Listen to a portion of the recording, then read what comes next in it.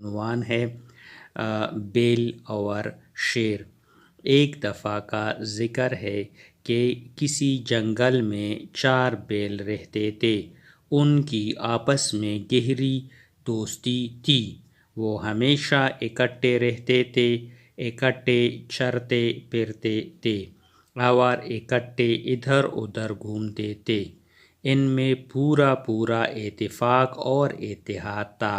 اسی اتفاق کی وجہ سے کوئی دشمن انہیں ایذا نہیں پہنچا سکتا تھا۔ اسی جنگل میں ایک شیر رہتا تھا۔ وہ جب ان پھلے ہوئی موٹے تازے بیلوں کو دیکھتا تو اس کے منہ میں پانی بھر آتا۔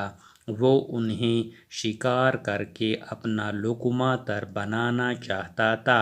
شیر نے کئی مرتبہ بیلوں کو شکار کرنے کے لیے ان پر حملہ کیا، لیکن اسے ہمیشہ منہ کی کھانی پڑی۔ چاروں بیل یکجا ہو کر شیر کا مقابلہ کرتے اور اسے بھاگنے پر مجبور کر دیتے۔ اسی طرح شیر بے بس ہو کر رہ گیا تھا۔ شیر نے سوچا کہ ایسی کون سی تدبیر اختیار کی جائے کہ بیلوں کا شکار کر کے انہیں اپنا لقمہ تر بنایا جائے۔ اسی جنگل میں ایک لومڑی بھی رہتی تھی۔ شیر جانتا تھا کہ لومڑی مکاری میں بہت مشہور ہے، ضرور کوئی تدبیر بتائے گی۔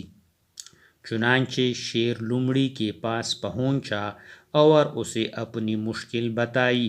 لومڑی بولی، جنگل کے بادشاہ، اگر تم میری جان کی حفاظت کا ذمہ لو تو میں تمہاری یہ مشکل حل کر سکتی ہوں۔ شیر نے لومڑی کی جان کی حفاظت کی حامی بھر لی اور لومڑی اپنا وعدہ پورا کرنے کو نکل کھڑی ہوئی۔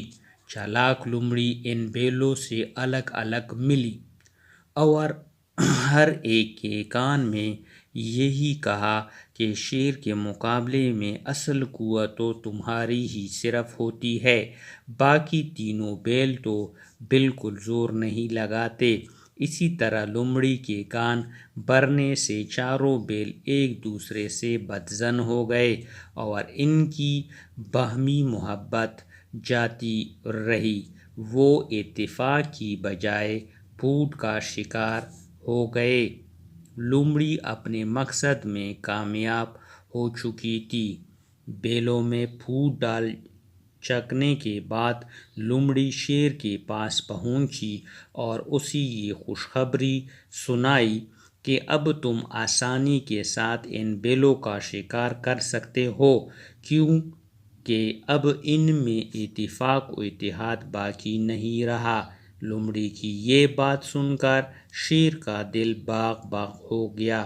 اب وہ اس مقام پر آیا جہاں وہ چاروں بیل رہتے تھے۔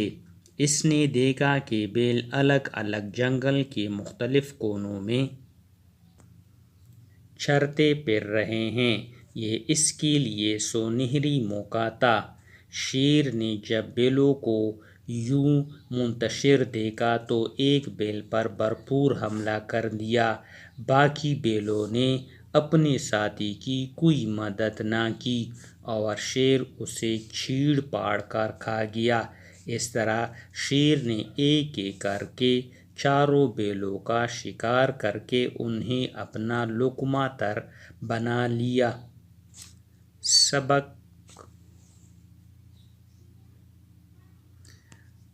اخلاقی سبق: نا اتفاقی کا انجام۔